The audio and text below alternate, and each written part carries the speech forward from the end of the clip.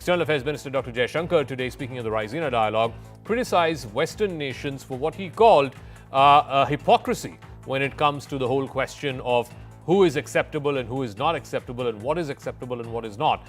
He criticized Western nations for their double standards when it comes to Kashmir. He highlighted the prolonged occupation of Pakistan-occupied Kashmir, calling it the longest illegal presence in a territory post-World War II. He accused the United Nations of turning an invasion by the Pakistani army into a dispute and bringing some kind of equanimity between an invading force and a victimized country. He said that it is the UN and the West's double standards which placed both the attacker and the victim both on trial. He specifically named countries like the UK, Canada, Belgium, Australia as culpable parties when he was speaking at the Raisina Dialogue this morning.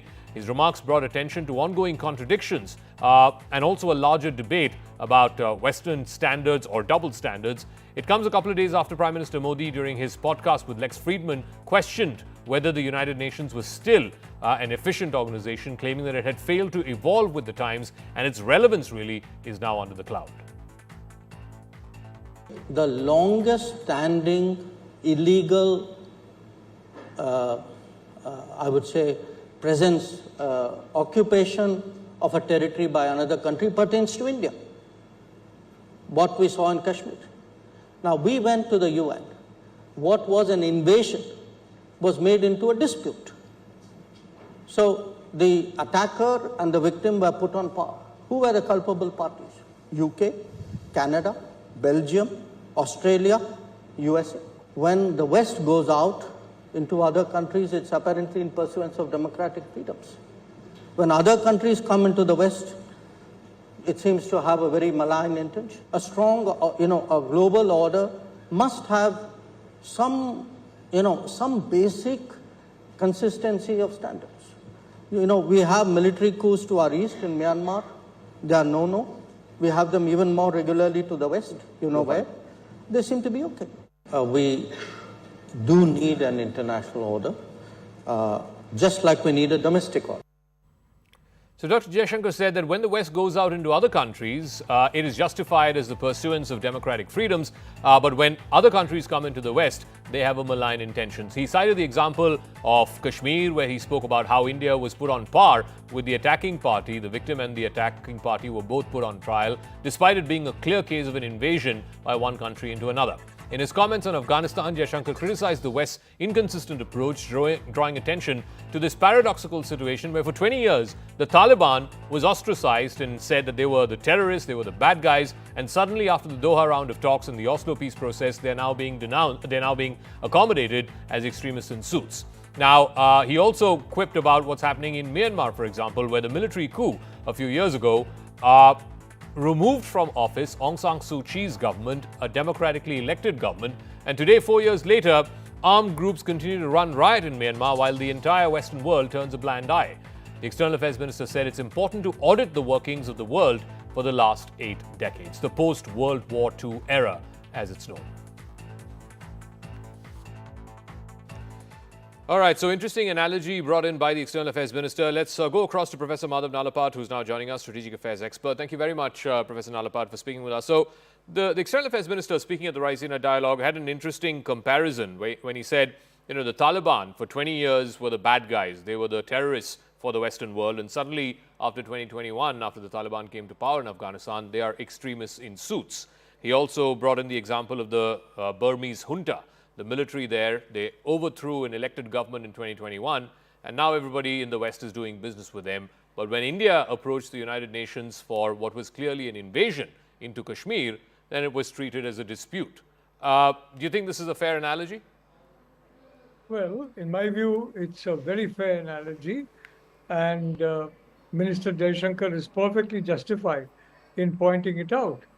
Actually, there's no such thing as a Kashmir dispute. The only issue there is the occupation of parts of Kashmir by Pakistan and by China. The territory of Kashmir has clearly been marked by British maps, and may I point out, whether it is China, Tibet, Pakistan, India, well, all our boundaries are set on the basis of those maps. And according to those maps, the entirety of Kashmir belonged to India. Unfortunately, we agreed for a hasty ceasefire, but the reality is it belonged to India. So I think Minister Jaishankar was quite right in pointing it out. And if I may say so, if you look at Syria now, it's the latest example. Yeah. You have the Al Jolani, who's suddenly being called Al Shara, and because you have a change of name, well, he's completely whitewashed. I mean, Al Jolani is a hardened ISIS operative, Yeah. a hardened Al Qaeda operative, and now that his name has changed to Al Shara, he's supposed to have undergone a transformation of his soul and the transformation of his mind. Now we have seen in the way the Alawites have been massacred in Syria what kind of a moderate or democrat he is. Okay. Bashar Assad was a despot. He was a dictator. There's no doubt about it. But the reality is that Al Shara is far worse, and he's slaughtering the Alawites. And I'm afraid the West is doing nothing about it. So yes, you're right. The minister definitely has a point about this seeming double standard by the Western world, by the so-called liberal international order. And he says there needs to be some recalibration there. But here's the thing. The liberal international order is being appended by Donald Trump in ways that was unimaginable just a few years ago. So how does India make sure that this liberal international order, of which India too has been a beneficiary from 1991, since we've had economic liberalization, and it is in our interest to continue with this for as long as, our economy is growing and we can catch up with China economically speaking, so on and so forth. But Trump would have none of it. So how does India make sure that, yes, those double standards need to be redressed, but at the same time, we don't want to completely blow out the baby with the bathwater, as it were? Look, the point is, how do you define the liberal order? So far, I'm afraid the Atlanticist powers have defined it as defined by themselves. So when they change the definition, automatically the rest of the world is supposed to follow suit. The point is that the liberal order is very essential. And when you talk of a liberal order, it means a certain amount of trade, for example, flowing freely. It means services flowing freely.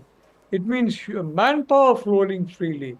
How are you going to say that you're opposed to Indian manpower when the fact is the Indian manpower is the most productive of all the ethnic groups in the UK or the US or Germany or anywhere?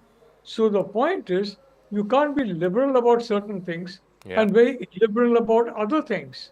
I mean, you have to be liberal, then you have to be liberal across the table.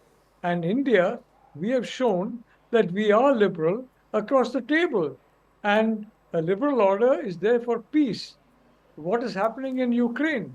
You're arming Zelensky, and Trump, frankly, I'm a bit surprised. He has moved away from his original stance of trying to come closer to Russia. And that would have been a nightmare for China. Instead of which, he suddenly changed his policy. And I certainly hope he changes it again for the simple reason that's the only way to ensure peace in Ukraine.